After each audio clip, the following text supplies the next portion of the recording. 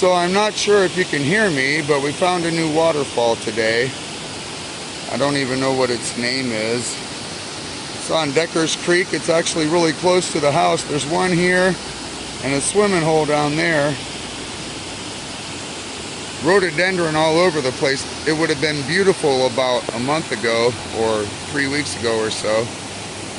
And then up there, there's another waterfall, big one, with another swimming hole. And I'm actually kind of standing on a cliff here, you know. I don't know if you can tell this. Yeah, it's down there a little bit.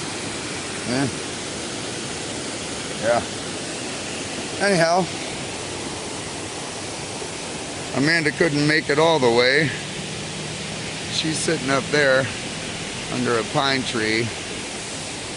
We got record heat in Morgantown today, so we went swimming. There's Ashley. Say hi. Hello. Hello, hello.